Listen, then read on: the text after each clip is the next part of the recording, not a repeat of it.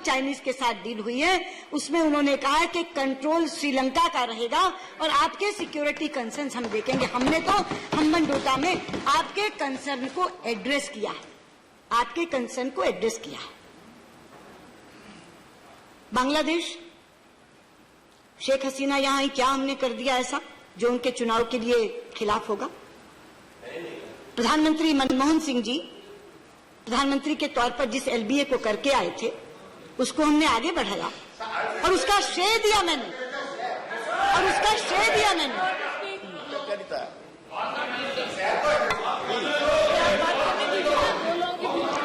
उपसभापति जी जिस दिन एलबीए में यहां पारित करवा रही थी, मैंने प्रधानमंत्री मनमोहन सिंह जी को श्रेय देकर शुरू किया था कि आपका अधूरा काम रह गया जिसको हम पूरा कर रहे हैं। आज बांग्लादेश के साथ सबसे ज्यादा अच्छे संबंध किसी के हैं तो वो भारत के हैं। भूटान की आप बात करते हैं, केवल फ्रेंड नहीं, केवल पड़ोस नहीं, डियरेस्ट फ्रेंड अगर भारत का कोई है तो हम उसको कहते हैं वो भूटान है। तब कौन से पड़ोसी देशों की बात कर रहे हैं? हमारे साथ कोई खड़ा ही नहीं, हमारे साथ कोई खड़ा ही नहीं। जरा तथ्यों को सामने रख करके बताइए कि कौन खड़ा है और कौन नहीं खड़ा है। ये पड़ोसी देश के बारे में बताया आपने, कहा पाकिस्तान का रोड मैप। पाकिस्तान का रोड मैप तो आनंद भाई हम लोगों ने सरकार आने से पहले ही घोषित कर दिया था। हमने सारे सार्क के देशों को दावतनामा भेजा था कि आइए शपथ ग्रहण समारोह में, और समेत पाकिस्तान के सब आए थे सब, और केवल सेरेमनी अटेंड करके नहीं चले गए थे। अगले दिन बायलैटरल मीटिंग हुई थी, मैं बैठी थी उसमें, और उस बायलैटरल मीटिंग में तय हुआ था कि फॉरेन सेक्रेटरी लेवल टॉक्स शुरू होंगी। हिचकोले खाते खाते बहुत उतार चढ़ाव आई 2 सालों में, लेकिन हमारे समय में कहां बात पहुंची? 9 दिसंबर 2015 को 9 दिसंबर 2015 को जब मैं हार्ट ऑफ एशिया कॉन्फ्रेंस में भाग लेने के लिए इस्लामाबाद गई तो नवाज साहब ने साथ बिठाया सरताज अजीज साहब को और कहा कि जो ये कह रही हैं उस तरह से एक बार शुरू करो इस डायलॉग को, एक नए सिरे से नया नाम देकर कॉम्प्रिहेंसिव बायलैटरल डायलॉग, ताकि किसी भी तरह का कोई शंका न रह जाए। लोग कहते हैं ना द्विपक्षीय वार्ता, हम जब कहते हैं कि हमारे दोनों के बीच में होगी, किसी और के बीच में नहीं होगी, हमने डायलॉग का नाम ही कर दिया कॉम्प्रिहेंसिव बायलैटरल डायलॉग, ताकि किसी को किसी तरह की गुंजाइश न रह जाए, कोई शंका न रह जाए। 9 दिसंबर को वापस कॉम्प्रिहेंसिव बायलैटरल डायलॉग शुरू हो, ये तय हुआ। फॉरेन सेक्रेटरीज दोनों देशों के बैठकर मोडालिटीज तय करें, ये तय हुआ। तो आप जो कह रहे हैं हमारे इनिशिएटिव्स के बारे में, प्रधानमंत्री जी का लाहौर से, काबुल से लाहौर जाना इसी इनिशिएटिव का था, लेकिन ये out of the box initiative था। आपने कहा कैसे गए, शेयर नहीं किया, सब कुछ पब्लिक डोमेन में। 10 बार तो मैं बोल चुकी कि वो 25 दिसंबर प्रधानमंत्री नवाज शरीफ का जन्मदिन था, उन्होंने बधाई दी काबुल से, तो उन्होंने कहा आप जा रहे हैं तो यहां से होते हुए जाइए। यानी रिश्तों की ऊंचाई इतनी थी कि वो प्रोटोकॉल के चक्कर में न पड़ करके गए। ये थी स्थिति। तो कोई ये कहे कि पाकिस्तान के साथ हमने शांति की पहल नहीं की, हमने दोस्ती का हाथ नहीं बढ़ाया, ये नहीं। लेकिन कहानी बदरंग कब हुई? पठानकोट के बाद भी नहीं हुई, क्योंकि पठानकोट के बाद भी पाकिस्तान जो हमेशा डिनायल में जाता था, हर टेररिस्ट घटना के बाद वो ये पहली बार थी कि डिनायल में नहीं गया, और उसने कहा कि हम सहयोग करने को तैयार हैं, हम जो एसआईटी बनाएंगे आप। कहानी बदरंग तब हुई जब बुरहान वानी का एनकाउंटर यहां हुआ और नवाज शरीफ साहब ने वहां खड़े होकर के उसको स्वतंत्रता सेनानी शहीद की संज्ञा दी। उसके बाद से चीजें बिगड़ी। तो आप ये कहते हैं रोड मैप, क्या हमने तो रोड मैप बना दिया था, शांति का, दोस्ती का, पाकिस्तान की स्थिरता का, समझौते का, ये हमारा रोड मैप था। लेकिन रोड मैप एक तरफा नहीं चल सकता ना।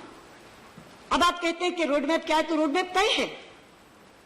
Terror and talks can't go together, this is the road map.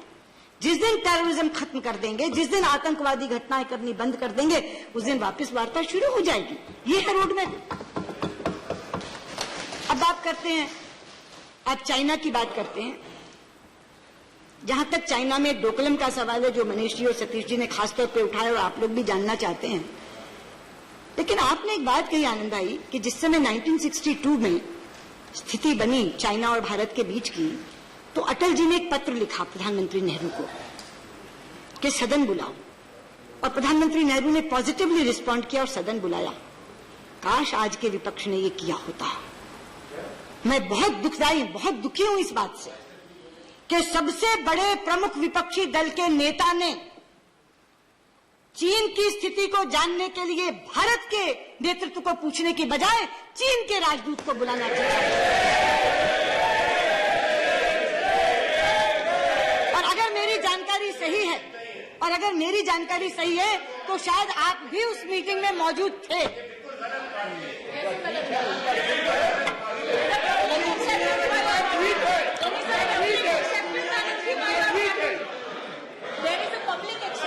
उपसभापति जी, अगर मेरी जानकारी सही है तो शायद आनंद भाई भी उसमें उपस्थित थे।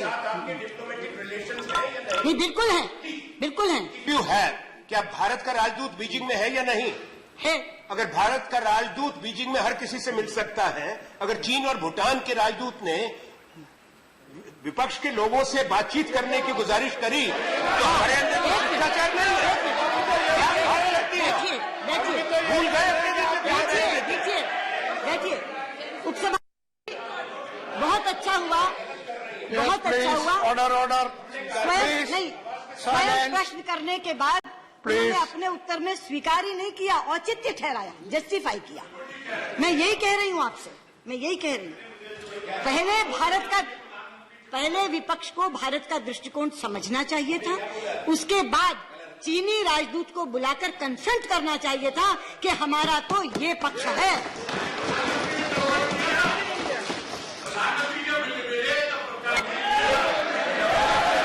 प्रधानमंत्री, देखिए, मैं एक विनम्रता से, बड़े आदर से आपसे कहूंगा। नहीं, आप बैठिए। बहुत आदर से कहूंगा एक बात, बहुत आदर से, सिर्फ एक बात कहूंगा आपको आदर से। सुनिए, हमने चीन के बारे में आपसे साफ कहा था। चीन के बारे में हमने साफ कहा था। हिंदुस्तान एक आवाज में बांटिए मत आप सदन को। हमने कहा था Anand Sharma ji, she is not yielding. Okay, Anand Sharma ji बैठिए। She is not yielding, please proceed. मैं बिल्कुल भी इस विषय को नहीं लाती अगर आनंद शर्मा ये नहीं कहते कि उस समय अटल जी ने कहा था सदन बुलाने के लिए और पंडित नेहरू ने बुलाया था। हमने तो इनकी इंतजार भी नहीं की। इन्होंने जो किया, चीन के राजदूत से मिले और चीन के राजदूत से उनका पक्ष सुना, लेकिन हमने अपनी ओर से ये सोचा कि सभी के सभी राजनीतिक दलों को इस स्थिति से अवगत कराना चाहिए। और 2 दिन के लिए मैंने मीटिंग बुलाई। 4 सांसदों तक की पार्टी को एक दिन, एक सांसद तक की पार्टी को अगले दिन, ताकि जो आज डी राजा जी के साथ हुआ वो ना हो। 2 अलग अलग इसलिए बुलाई कि जब इकट्ठी बुलाई जाती है तो बड़ी पार्टियां समय ले लेती है, छोटियों का समय आता है तो लगता बंद करो। 2 दिन बुलाई और पूरी की पूरी स्थिति समझाई।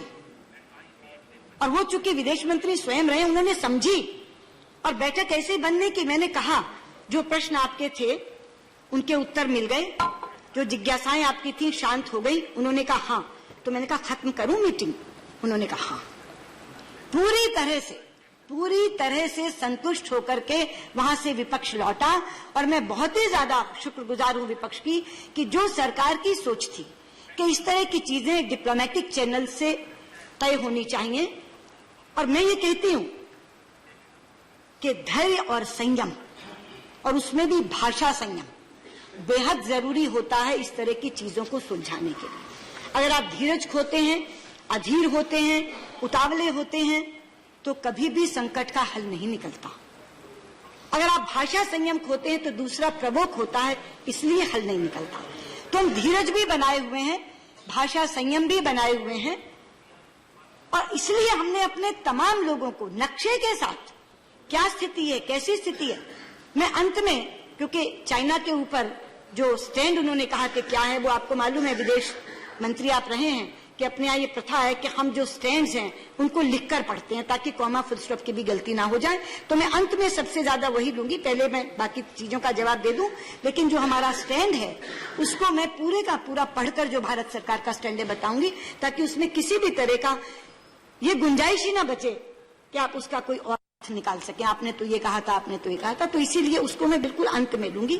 लेकिन मैंने ये कहा कि हमने अपनी ओर से पहल की और सबको ये बात बताई कि चाइना और भूटान के बीच में और सिक्किम के बॉर्डर पे ये जो स्टैंड ऑफ है वो क्यों है और उसमें हमारा क्या मत है। और मैंने कहा कि मैं शुक्रगुजार हूं कि सब लोग इससे सहमत हुए।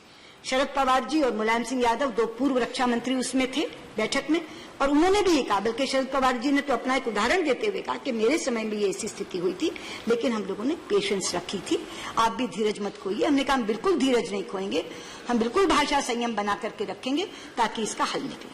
अब रामगोपाल यादव जी से मैं कहना चाहूंगी, आपने कहा युद्ध की तैयारी रखो। रामगोपाल जी, युद्ध की तैयारी तो होती है तभी तो सेना होती है, वरना कोई देश सेना क्यों रखे। लेकिन एक चीज मैं आपको बता दूं, किसी भी समस्या का समाधान युद्ध से नहीं निकलता, युद्ध के बाद भी संवाद करना पड़ता है तब निकलता है। युद्ध अपने आप में समाधान नहीं देता, जीते हारे लोग भी टेबल पर बैठते हैं तब समाधान निकलता है। तो बुद्धिमत्ता का तकाजा यह है कि युद्ध बिना किए संवाद कर लो और उससे रास्ता निकाल लो, तो वो कहीं ज्यादा बेहतर है। से यहां तक युद्ध की तैयारी का सवाल है, सेना है यहाँ और वो सेना होती है युद्ध के लिए, लेकिन युद्ध से समाधान नहीं निकलता। इसीलिए मैं कह रही हूं धैर्य और भाषा संयम और डिप्लोमेटिक चैनल्स, इन्हीं से निकलता है समाधान। आपने कहा कि आप अपनी सामरिक क्षमता बढ़ाइए, तभी पड़ोस के लोगों को लगेगा कि चीन अगर हम पर हमला करेगा तो हमें आप बचा लेंगे।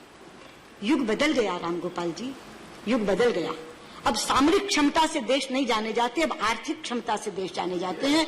और इसीलिए जो शरद यादव जी ने बात की, उनसे सहमत होते हुए मैं ये कहना चाहूंगी कि आज पड़ोसियों को ये नहीं है कि चीन उन पर हमला करेगा तो भारत का साथ चाहिए। अगर भारत की सामरिक क्षमता बढ़ते हुए देखेंगे तो हम ही से डरने लगेंगे कि पता नहीं यही हम पे हमला करेंगे। आज पड़ोसियों को अपने विकास में आर्थिक मदद चाहिए, और इसलिए जब प्रधानमंत्री कहते हैं सबका साथ सबका विकास, का मतलब केवल देश के अंदर का नहीं है। मैं चाहता हूं कि भारत की प्रगति में मेरे हर पड़ोसी देश का विकास हो। ये जो भावना है ये पड़ोसी देशों को आश्वस्त भी करती है और ये उनको ये भी कहती है कि भारत का अगर विकास होगा तो भारत के विकास का लाभ हमें भी मिलेगा। इसलिए सामरिक क्षमता बढ़ाने की बजाय आज आर्थिक क्षमता बढ़ाने की जरूरत है। और मैं बहुत ज्यादा अदब से ये कहना चाहूंगी कि हमारी जो आर्थिक क्षमता बढ़ रही है उसमें भी बहुत बड़ा इन्वेस्टमेंट चाइना से आ रहा है। मैं अगर आपको आंकड़ा दूं, 116 बिलियन US डॉलर था 2014 में, हमारे से पहले मई 2014 से, आज बढ़कर 160 बिलियन US डॉलर हुआ है, 37% की बढ़ोतरी। तो जो बात सतीश मिश्रा कह रहे थे ना, नहीं है अभी इस समय, उन्होंने ये कहा था कि आप पूरे बायलैटरल रिलेशंस पर बात करो, उनका यहाँ पे बहुत ज्यादा रिस्क है, स्टेक है, इतने ज्यादा कॉन्टेक्ट उन्होंने लिए हुए हैं। वो सही कह रहे थे, और अगर वो होते तो मैं उनको बताती, पर आपके माध्यम से बात उन तक भी पहुंचे और सदन तक भी। हम कोई डोकलम पर निगोशिएट नहीं कर रहे, केवल हम बायलैटरल रिलेशंस पर बात कर रहे हैं चीन के साथ। पूरे के पूरे संबंध जो हैं समग्रता में हम बात कर रहे हैं इनके साथ, और हल भी उसी से निकलेगा। तो जहां तक आर्थिक क्षमता का सवाल है, जो देश हमारा बहुत बड़ा योगदान और सहयोगी बने हुए हैं उसमें चीन एक बहुत बड़ा देश है, इसलिए अकेला मामला नहीं है। अगर बायलैटरल रिलेशंस पर उनसे चर्चा होगी तो निश्चित तौर पर समाधान निकलेगा। अब US के बारे, उस दिन आनंद जी ने कह दिया कि स्पाउस का वीजा खत्म हो गया, संख्या H1 वीजा की कम हो गई। नहीं आनंद भाई, तथ्य बिल्कुल और है। तथ्य ये है कि शुरू में वीजा की संख्या 65,000 थी। जब अटल जी की सरकार आई NDA की, उस समय वो बढ़कर 1,95,000 हो गई, 1,95,000। लेकिन दिसंबर 2004 में जब आपकी सरकार थी, उस समय एक बिल पारित हुआ और वो संख्या धड़ाम से नीचे फिर 65,000 आ गई। 1,95,000 से 65,000 आपके कार्यकाल में हुई थी, और आज तक वो 65,000 और साथ में 20,000 वो लोग जो वहां से PhD किए हुए, वहां की यूनिवर्सिटी से, वो संख्या बरकरार है। उसमें एक भी संख्या की कमी नहीं हुई। 65,000 जो H1B वीजा भारतीयों को मिलते थे और 20,000 जो वहां से PhD किए हुए उनको मिलते थे, वो संख्या जस की तस बरकरार। आपने स्पाउस वीजा की बात की, सबसे पहले तो ये बता दूं, स्पाउस वीजा दिलाया ही 2015 में प्रधानमंत्री मोदी ने, 2015 में, उससे पहले नहीं था। और इसमें कोई परिवर्तन नहीं आया है, कोई भी परिवर्तन नहीं आया है स्पाउसेस को। उन्होंने ये कहा कि यहाँ ये पढ़ी लिखी पत्नियां आती हैं, ये घर पर बैठी रहती, इनको भी नौकरी का मौका मिलना चाहिए। जो माना गया, स्वीकारा गया और उनको ये अधिकार मिला, उस अधिकार में राई रत्ती परिवर्तन नहीं हुआ। तभी मैंने कहा कि चीजें तथ्यों के विपरीत बोली गई। और जहां तक अब आप बात कर रहे हैं इजराइल की, खासतौर पे सीताराम येचुरी, पर यूएस का एक आपका विषय था लिमोआ का, मैं लिमोआ पे भी बता दूं, लिमोआ केवल एक फैसिलिटेटिंग एग्रीमेंट है कॉमरेड। इसमें कहीं ये प्रोविजन नहीं है कि कोई बेस स्थापित कर दिया जाएगा, कहीं ये प्रोविजन नहीं है कि कोई बेसिंग का अरेंजमेंट कर दिया जाएगा। इसलिए ये जो आपका कहना है ना कि हमारी सिक्योरिटी को कोई इससे खतरा पैदा हो गया, बहुत ही ध्यान से, सावधानी से लिमोआ किया गया है और इसमें केवल एक फैसिलिटेटिंग एग्रीमेंट के तौर पर हमने इसको माना है। अब इसलिए मैं जो कह रही थी कि तथ्य विपरीत हैं, तथ्य इसलिए विपरीत हैं कि पड़ोस की बात तो मैंने बता दी। आपने जो रामगोपाल जी कहा कि उस समय अमेरिका पाकिस्तान के साथ था, कहा ना आपने, जब रूस हमारे साथ था तो अमेरिका पाकिस्तान के साथ था। यही है आज की विदेश नीति की सफलता कि आज अमेरिका भी भारत के साथ है और रूस भी भारत के साथ है। और मैं ऐसे ही नहीं कह रही, मैं ऐसे ही नहीं कह रही,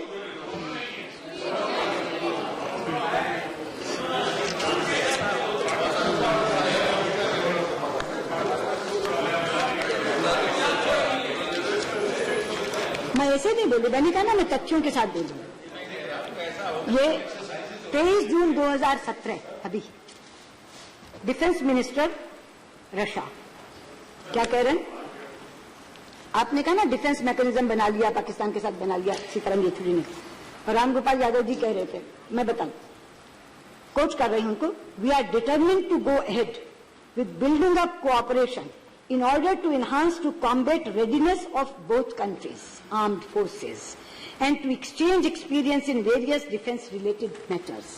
और इसके बाद जब स्पीकर गई वहां तो जुलाई 11 को, अभी सदन चल रहा था, जुलाई 11 को कहा Russia shares India's concerns over such challenges international terrorism. वो पाकिस्तान का साथ देगा जो हमारा कंसर्न इंटरनेशनल टेररिज्म पे शेयर कर रहा है, जो कॉम्बेटिंग हमारी आर्म्ड फोर्सेस को और ज्यादा मजबूत और दुरुस्त बनाना चाहता है, वो देश उनका साथ देगा। ये हमारी सफलता है कि उस समय अमेरिका पाकिस्तान के साथ था, रूस हमारे साथ था, लेकिन आज भारत की विदेश नीति में अमेरिका भी हमारे साथ है और रूस भी हमारे साथ। अगली बात कॉमरेड येचुरी ने कही इजराइल की, कह ही नहीं सकता। दूसरी बात मैं कहती हूं, इजराइल के बारे में नेम की पूरी हिस्ट्री रामगोपाल जी ने दी, सीताराम येचुरी ने भी कहा, आनंद शर्मा पहले एक बार फिलिस्तीन पे बोल चुके, आज दोबारा उन्होंने उठाया इस विषय को। मैं खड़े होकर पूरी दृढ़ता से कहना चाहती हूं सभापति जी, इजराइल हमारा मित्र जरूर है, लेकिन पैलेस्टीनियन के कॉज को हम कभी लेट डाउन नहीं करेंगे, ये हमारा संकल्प है। और मैं बताना चाहूंगी, आप बैठे हैं, आनंद जी आप विदेश मंत्री रहे हैं, क्या आज से पहले इतने साल आपकी सरकार रही, डिप्लोमेटिक रिलेशंस का भी 25वां साल है, एक बार भी दो विदेश मंत्रियों के बीच ज्वाइंट कमीशन मीटिंग हुआ? नेवर। पहली बार हमने जेसीएम मैकेनिज्म बनाया, मैं स्वयं गई और हमने पैलेस्टाइन की फॉरेन मिनिस्टर के साथ मैंने स्वयं जेसीएम की, और जब मैं गई तो पहले पैलेस्टाइन गई फिर इजराइल गई, हमारे राष्ट्रपति गए, पहले पैलेस्टाइन गए फिर इजराइल गए, हमारे प्रधानमंत्री गए तो उनसे 2 महीने पहले पैलेस्टाइन के प्रेसिडेंट यहां आए, उन्होंने उनको रिसीव किया।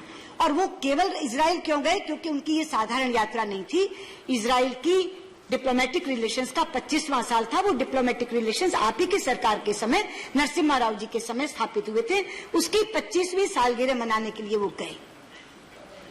और मैं वो जॉइंट स्टेटमेंट बताती हूँ, आपने कहा not a word in this statement, comrade, not a word.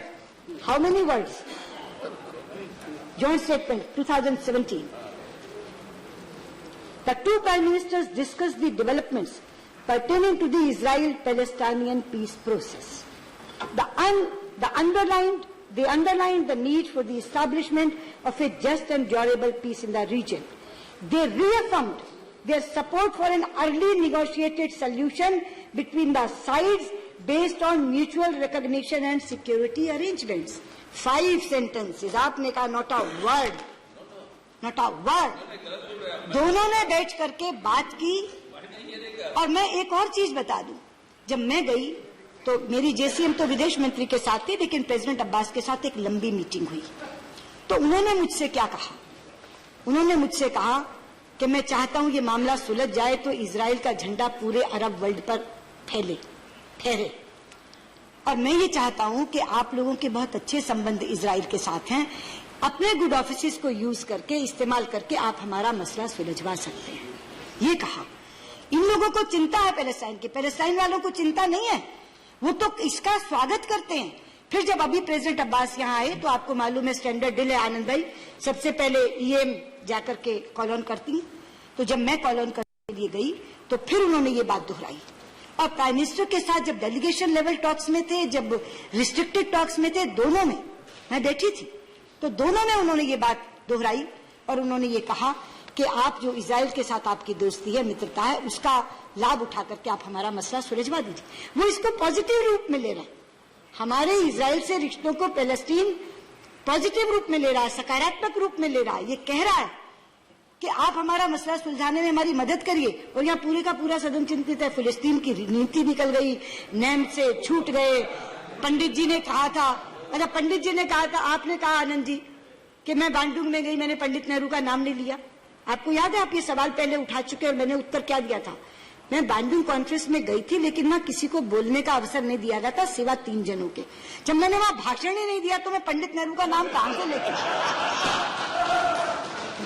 केवल 3 हेड ऑफ स्टेट्स बुलवाए गए थे। Minister of state delivered a speech and I am saying this on the floor of the house. वो मैं बता रही, place it tomorrow morning, a copy of the speech of VK Singh, who is your Minister of State. मैंने आपसे कहा था, in the 60th anniversary of the Bandung, नहीं, I will place it tomorrow, no, and I'll prove your government wrong. यही तथ्य गलत है।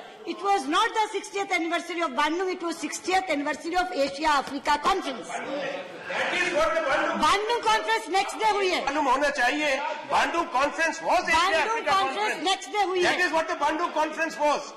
Was there 2 Bandung conferences? Yes, there were 2 conferences. No. Yes, this there was were the 2 conference. Asia. Okay. All right.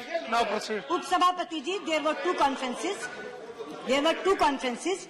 60th anniversary of Asia Africa Conference, जिसमें हम सबको बुलाया गया था, लेकिन बांडुंग कॉन्फ्रेंस अगले दिन जब हुई, केवल 3 हेड्स ऑफ स्टेट्स को बुलाया गया, उसमें भी एक इंडोनेशिया के स्वयं के प्रेसिडेंट थे।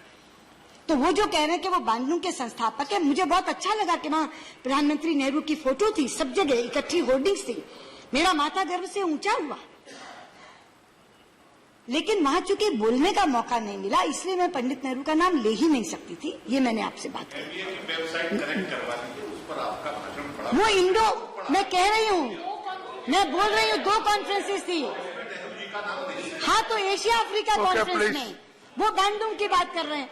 अब ये 2 अलग सम्मेलन है, ये 2 अलग सम्मेलन है। तो उपसभापति जी, मैंने पड़ोस के बारे में बताया कि तथ्यों के विपरीत धारणा बनी है। मैंने रशिया के बारे में बताया कि अलग धारणा गलत बनी है। मैंने फिलिस्तीन के बारे में बताया। अब मैं वेस्ट एशिया पर आती हूँ। उपसभापति जी, मोदी सरकार आने से पहले अगर सबसे ज्यादा उन लोगों को चिंता थी जो वेस्ट एशिया के बहुत समर्थक हैं, उन्हें यह थी कि शायद भारत की विदेश नीति में से वेस्ट एशिया गोल हो जाएगा, क्योंकि सारे के सारे वो मुस्लिम बहुल देश हैं और इसलिए उनको लगता था कि अरब वर्ल्ड के साथ हमारा कोई रिश्ता अच्छा नहीं रह जाएगा। और उन्हें यह भी डर था कि वहां हमारे इतने ज्यादा नंबर में श्रमिक हैं, उनका क्या होगा। लेकिन आज यहां कहना चाहती हूं, आज के दिन अगर सबसे ज्यादा अच्छे रिश्ते अरब वर्ल्ड के किसी के साथ हैं तो हिंदुस्तान के साथ। और इसका भी तथ्य देती हूं, पहली बार आबू धाबी के क्राउन प्रिंस हमारी 26 जनवरी के चीफ गेस्ट बनकर आए थे। दूसरा उदाहरण देती हूं, सऊदी अरबिया में, जब सऊदी अरबिया में हमारे प्रधानमंत्री गए तो सऊदी नरेश ने अपने देश का सर्वोच्च सिविल सम्मान से उनको नवाजा था।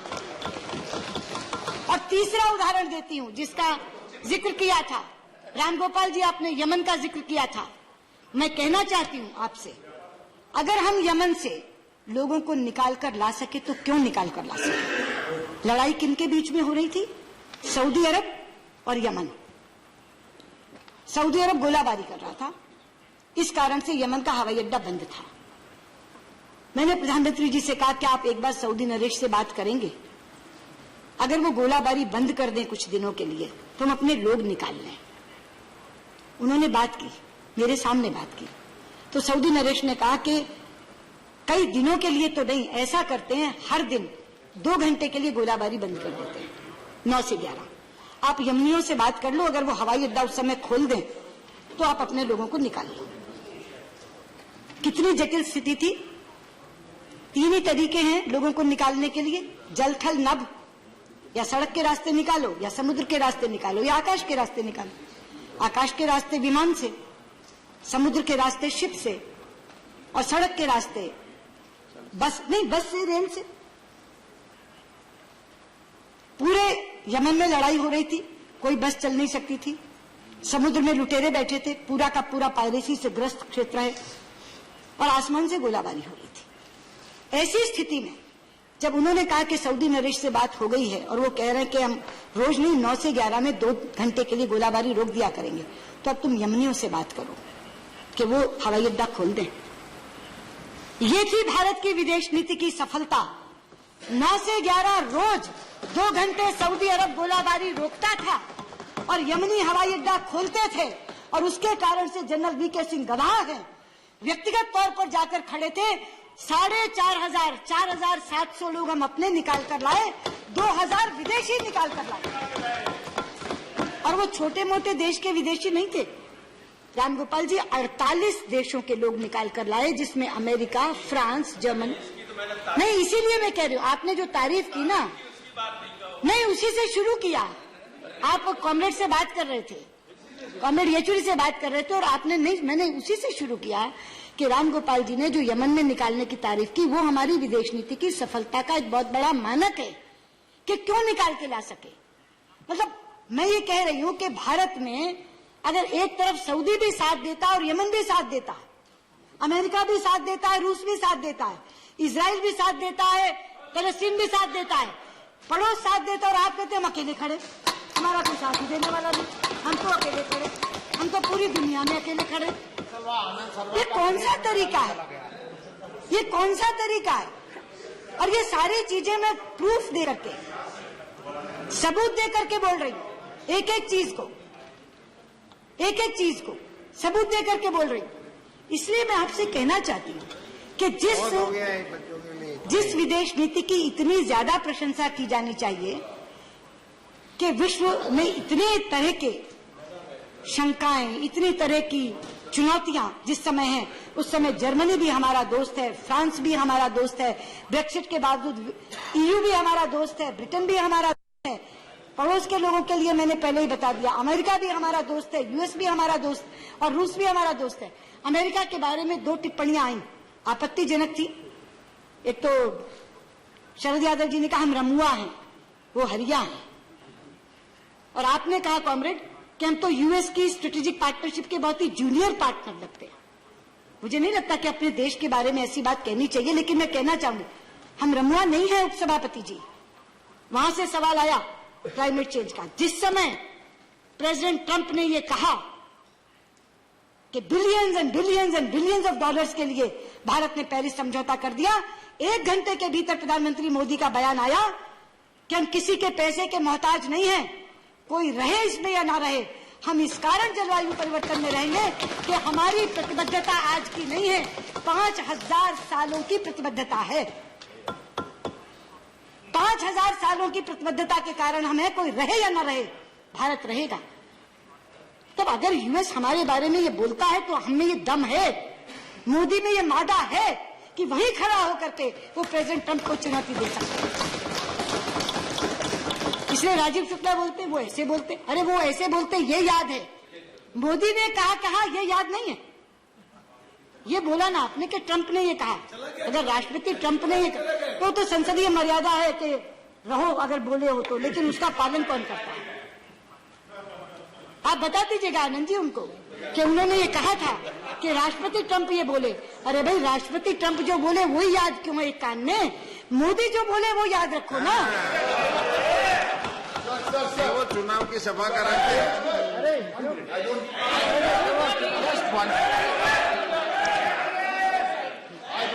If she yields, The minister is a very senior and if she yields, I've got no issue. Sir, I just want to make a clarification. if she yields, if she yields, sir, मैं only. आपसे यही कह रही हूँ। I was only making a clarification. If she yields, There was a discussion here on the Bandung conference. she has to. We have Wi-Fi in the Rajya No, Sabha. she has to yield. The text of the Bandung conference is here. It's not Bandung, it is Asia Africa conference. Sir, I'm again and Bandung again is saying. No. What I'm Anand again and again Sharma ji was saying, Derek. the text of the conference is here. There is no mention of Pandit Nehru. That's all. I'm telling you. Okay. That she admitted. No, next She also said that. in 2 days. No, not No mention. Bandung was in Bandung. ये दो Okay. सम्मेलन थे Derek जी, और दोनों अलग अलग जगह थे।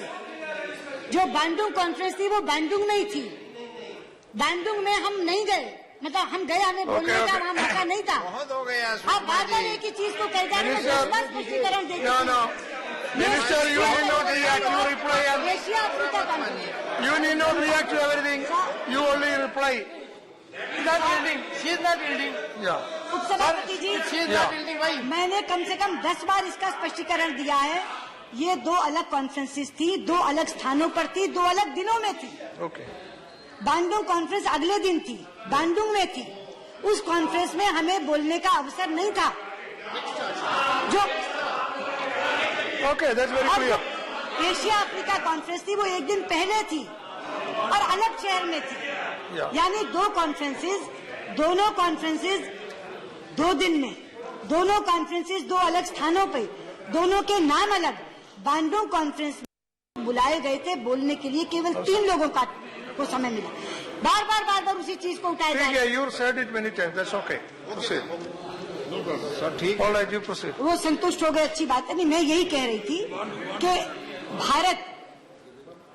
भारत की विदेश नीति इस समय इतनी ज्यादा ऊंची है और इतनी ज्यादा अच्छी है कि पूरे विश्व के लोग और विश्व के पटल पर, ये कहते हैं विदेश यात्रा में जाते हैं, विश्व के पटल पर जब प्रधानमंत्री जाते हैं तो आज वो ग्लोबल एजेंडा शेप करने वाले प्रधानमंत्री बन गए हैं।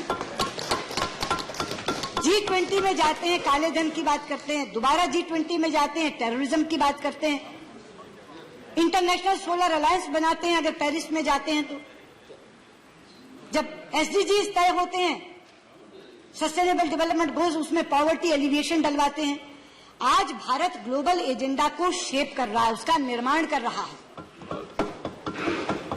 अगर वो SCA के मेंबर बन के जाते हैं तो अस्ताना में जब बात करते हैं प्रेसिडेंट शी जिनपिंग से, तो आर्टिकुलेशन जो कहा कि सुषमा जी का बयान, वो मेरा बयान नहीं है, वो प्रधानमंत्री मोदी की प्रेसिडेंट शी जिनपिंग को कही गई बात है कि let us not convert our differences into disputes.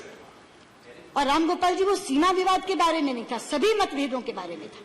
वो मेरा वक्तव्य नहीं था, वो वक्तव्य प्रधानमंत्री जी का था। और वक्तव्य भी नहीं था जब उन्होंने अस्ताना में बात की, तब उन्होंने कहा कि मतभेद होते हैं देशों के बीच में, हमारा भी बाउंड्री डिस्प्यूट भी है, बाकी मतभेद है, NSG पे मतभेद उभरा हुआ है, लिस्टिंग ऑफ मसूद अजहर पे उभरा हुआ है, CPEC पे उभरा हुआ है, लेकिन हम अपने मतभेदों को विवादों तक ना बढ़ने दें, विवादों में ना बदलने दें, ये उनकी बात है। लेकिन मैं हैरान थी, CPEC, मुझे राजीव शुक्ला खड़े होकर के कह रहे हैं कि हम OBOR कॉन्फ्रेंस में क्यों नहीं गए और हम CPEC का हिस्सा क्यों नहीं बन रहे। नेपाल बन गया, बांग्लादेश बन गया। सभापति जी, CPEC कहां से जा रहा है इसकी खबर है उन्हें? रात और दिन हम कहते हैं कि POK हमारा अभिन्न अंग है, POK is an integral part of India, पूरे का पूरा कश्मीर हमारा है। CPEC POK के 400 किलोमीटर में से निकल रहा है। ये हमारी सॉवरेनिटी का, आपने कहा, आप ही के पार्टी के है ना राजीव शुक्ला, आपके सामने कहा ना, आपके सामने कहा ना कि हम OBOR में क्यों नहीं गए, हम CPEC हम मान क्यों नहीं लेते। अरे हम मान क्यों नहीं लेते? ये टेरिटोरियल इंटेग्रिटी का मामला है, ये हमारी सॉवरेनिटी का मामला है, और आप चाहते कि हम OBOR में चले जाएं? क्या कहें? कि पीओके हमारा हिस्सा नहीं रहा, आप कनेक्टिविटी के नाम पे वहां सड़क बना लीजिए। ये तो यहां कहा गया है। मैं कह रही हूं कि चीन के प्रति की जो बातचीत है उसमें चीनी राजदूत से तो पूछेंगे डोकलम, और यहां खड़े होकर सदन में कहेंगे सीपीसी को जाते क्यों नहीं, यानी दे दे 400 किलोमीटर, बनाए चीन सड़क। ये कौन सी नीति है? अरे भाई, प्रमुख विपक्षी दलों, जिम्मेदारी की तरह बात करो। और आपने मैंने आपका नाम कब लिया? जिसने कहा उसकी बोलो। मैं बात राजीव शुक्ला से कर रही हूँ, आपसे नहीं कर रही। From the party, that was his individual opinion. That was his individual opinion. भाईजान, आप भी यही बैठे थे। Are you yielding? नेता प्रतिपक्ष उपने। That was his individual opinion. Okay, okay. जहाँ I तक said so. मैं आपको थोड़ी कह रही हूँ, वही, आपकी yes, पार्टी Congress का। party- अच्छा, मुझे ये बताइए, एक मिनट, मैं आपकी बात मानती हूँ। क्या आपकी पार्टी में इतना लोकतंत्र है कि विदेश नीति पर आनंद शर्मा कुछ बोले और Okay. राजीव शुक्ला कुछ और बोले? All right. सदन में सबने सुना कि नहीं सुना कि सीपीसी क्यों नहीं दे देते, ओबीओआर में क्यों नहीं गए? इसलिए मैं कहना चाहती हूँ उपसभापति जी, इस तरह की बात तो सदन में कही गई है। आनंद शर्मा जी को तो मैं कही, आपको एट्रीब्यूट थोड़ी कर रही हूँ। ये रिमार्क्स जिसने बोला उसको एट्रीब्यूट कर रही हूँ, और सबने सुना। कैसे बोलने दिया कांग्रेस पार्टी के नेताओं ने? ये बात कहां से आई उनके दिमाग में कि सीपीसी हम विरोध क्यों कर रहे हैं सीपीसी का? और इसीलिए मैं कहती हूँ सभापति जी, जो विषय थे उनका तो जवाब मैंने दे दिया, सारे विषयों का जवाब मैंने दे दिया। Yeah. जो नवनीत कृष्णन जी कह रहे थे कि reply. श्रीलंका के प्रति हम सॉफ्ट हैं, यू सेड कि हम we are soft towards Sri Lanka. No Navneet ji, जहां भी सिक्योरिटी का प्रश्न आता है वहां बहुत ही वहीमेंटली, और जहां भारतीय मछुआरों का सवाल आता है वहां भी पुरजोर ढंग से हम श्रीलंका के सामने अपना विरोध दर्ज कराते हैं। हम सॉफ्ट नहीं हैं। लेकिन एक बात और कह करके खत्म करना चाहूंगी कि हमारे कुछ साथियों को झगड़ा लगाने की आदत है। आनंद शर्मा ने थोड़ी सी चिंगारी डाली, शरद यादव ने आगे बढ़ाई, कॉमरेड सीताराम येचुरी ने आगे और ज्यादा आग लगा दी, बाद में राजीव शुक्ला उसमें आ गए, और उसके बाद आ गए बाजवाजी। सबने एक बात, आपका उपयोग नहीं हो रहा, पीएमओ नीति चलाता, वो नीति बनाता। पहले तो आपने मुझे कहा आप साथ क्यों नहीं जाती? प्रधानमंत्री जी, मैं आपसे पूछना चाहती हूँ, लेकिन नहीं ले जाते, यही कहा ना। ऐसा मैं डॉक्टर साहब से पूछना चाहती हूँ, डॉक्टर मनमोहन सिंह, डॉक्टर मनमोहन सिंह, मैं आपसे पूछना चाहती हूँ, आप पूर्व प्रधानमंत्री हैं, आप कितनी बार सलमान खुर्शीद को अपने साथ ले गए? कितनी बार एसएम कृष्णा को अपने साथ ले गए? कौन से प्रोटोकॉल के तहत विदेश मंत्री हर बार प्रधानमंत्री के साथ जाता है? प्रोटोकॉल ये है आनंद जी, आप तो जानते हैं, जिन मल्टीलैटरल में विदेश मंत्रियों का स्पेसिफिक रोल होता है, जैसे सार्क में स्पेसिफिक रोल है हमारा, तो हमेशा विदेश मंत्री जाते हैं। वरना विदेश मंत्री अपनी अलग यात्रा करते हैं, प्रधानमंत्री अलग यात्रा करते हैं, तभी पूरा का पूरा संसार पूरा हो पाता है। और जब मैं यात्रा करती हूँ तो मैं केवल विदेश मंत्री से मिलकर नहीं चली आती। आज भारत का वो बुलंदी आ गई है कि वहाँ के राष्ट्रपति, वहाँ के प्रधानमंत्री दोनों मुझे मीटिंग्स देते हैं और उनसे मिलने के बाद में आते हैं। और मैं एक बात और कह दूं, ये जो कहा जाता है ना, और ये जो कहा जाता है ना कि पीएम, ये जो कहा जाता है कि पीएम नीति चला रहे हैं, आप तो स्वयं साक्षी हैं इसके। मेरे से पूर्व वाले सरकार नहीं, आपसे भी मिलते थे, मैंने ये कप्तान नहीं मिलते थे। मेरे से पूर्व के विदेश मंत्री पता नहीं कैसा भाग्य लेकर आए थे, क्योंकि उस समय तो ना नीति एनईए ड्रिवन थी ना ईएम ड्रिवन थी, उस समय तो नीति पीएमओ ड्रिवन थी, नॉट पीएम, पीएमओ ड्रिवन थी। लेकिन मैं सौभाग्यशाली हूं कि मुझे एक ऐसे प्रधानमंत्री का मिला है जहां एनईए पूरे का पूरा सहायक का रोल करता है, और हर नीति तय करते समय प्रधानमंत्री मुझसे विचार विमर्श करते हैं। डंके की चोट पर सदन में कहना चाहती हूं। अब मैंने कहा था कि मैं अंत में जो चीन का मामला है उस पर हमारा क्या स्टैंड है वो मैं यहाँ पढ़ना चाहूंगी, तो वो मैं पढ़ दूं, उतनी अनुमति मुझे दे दीजिए।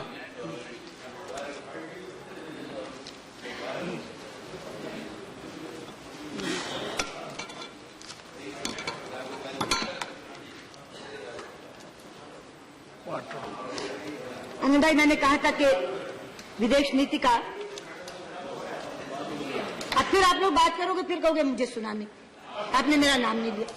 अब बात मत करो, जो इंडिया का स्टैंड है, जो सबने जानना चाहा है, और अलग से नरेश अग्रवाल जी का नोटिस था, वो चाइना पर जानना चाह रहे थे, और मैंने कहा था कि ये सारे नोटिस रद्द कर दो और सबको बोलने का मौका मिल जाए। तो मैं इंडिया पे इंडिया पे हमारा क्या, उसी पे दे रही हूँ, लेकिन सब लोग पूरे पर भी जानना चाह रहे हैं, तो मैं ये दे रही हूँ स्टेटमेंट। ये इंडिया का स्टैंड है चीन के प्रति, जो मैंने वैसे कहा कि धैर्य और भाषा से। Honorable Deputy Chairman, our relations with China have recently come under renewed focus due to developments in the Doklam area in the Sikkim sector, close to the India-China-Bhutan Tri-Junction boundary point. India's position on this issue has been articulated in the press statement issued by Minister of External Affairs on June 30th. Our concerns emanate from Chinese actions on the ground, which have implications for the determination of Tri-Junction boundary point between India, China and Bhutan, and the alignment of India-China boundary in the Sikkim sector. Both these aspects of Tri-Junction point and India-China boundary alignment in the Sikkim sector had been earlier addressed in a written common understanding reached between the special representatives of India and China on the boundary question in December 2012. Point 13 of the common understanding states that, on quote, the Tri-Junction boundary points between India, China and third countries will be finalized in consultation with the concerned countries. Since 2012, we have not held any discussions on the Tri-Junction with Bhutan. The Chinese action in the Doklam area is therefore of concern. With regard to the boundary in Sikkim sector, there are still steps to be covered before the boundary is finalized. This understanding has been reflected in the common understanding of December 2012 in point number 12, which states that, I quote, there is mutual agreement on the basis of the alignment of the India-China boundary on the basis of, I'm underlining, there is mutual agreement on the basis of the alignment of the India-China boundary in the Sikkim sector as provided by the convention between China and Great Britain relating to Tibet and Sikkim signed in 1890. Then, during the 8th Special Representative meeting in June 2006, the Chinese side had in fact handed over a non-paper for separate agreement on the boundary in Sikkim sector. The non-paper had proposed that both sides, I am again quoting, that both sides may, based on the above-mentioned historical treaty, that is 1890 Convention, verify and determine the specific alignment of the Sikkim sector and produce a common record. On this basis, as an initial result of the boundary settlement, both sides may negotiate and agreement on the boundary alignment in the Sikkim sector to replace the historical treaty. Subsequently, in special representatives meetings, the Chinese side has made the proposal for finalizing the boundary in Sikkim sector, terming it as an early harvest of the SR process. This clearly confirming that the boundary is in the Sikkim sector is not yet finalized. Otherwise, they would not have used this term, early harvest. As we say, low-hanging fruit. It was an early. Yes, we have noted that the Chinese side has selectively quoted parts of Prime Minister Jawaharlal Nehru's letter, selectively they are quoting, of 22nd March 1959 pertaining to the India-China boundary in the Sikkim sector. A full and accurate account of that letter would have also brought out that Prime Minister Nehru's assertion was clearly based on the boundary alignment as shown in our Indian published maps. The Chinese side in their recent document published on the website of their foreign ministry have expressed commitment to maintaining peace and tranquility in the India-China border areas. India always believes that peace and tranquility in the India-China border areas is an important prerequisite for smooth development of our bilateral relations. We will continue to engage with the Chinese side through diplomatic channels to find a mutually acceptable solution on the basis of the Astana consensus between our leaders. I note the sense of the House is supportive. In this regard, in keeping with the unique and traditional friendship with Bhutan, we will also continue to maintain close consultation and coordination with the Royal Government of Bhutan. Thank you. Okay, thank you very much. Now, message from Lok Sabha Secretary General. Message from Lok Sabha Secretary General. I beg to report that the Lok Sabha at its sitting held on the 3rd of August 2017 adopted the following motions. One, recommending to the Rajya Sabha that the Rajya Sabha do agree to appoint 3 members of the Rajya Sabha to serve as members of the Joint Committee on the Citizenship Amendment Bill 2016 on the vacancies to be caused by the retirement of Sri Dilip Bhai Pandya, Sri Derek O'Brien and Sri Bhattacharya on the 18th of August 2017 and communicate to the Lok Sabha the names of members who are appointed by the Rajya Sabha to the Joint Committee. And 2, recommending to